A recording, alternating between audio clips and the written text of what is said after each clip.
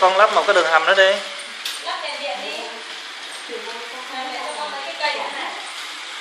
Xếp cây vào. Ok. Xếp cây đi.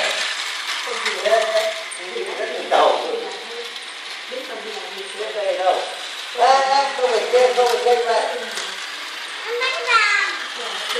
Trên này nó là đầu đấy.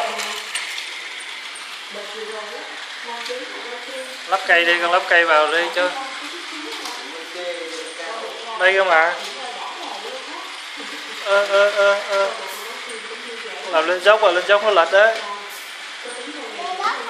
Con làm đường hầm đi, con bắt đường hầm đi. Rồi đấy rồi.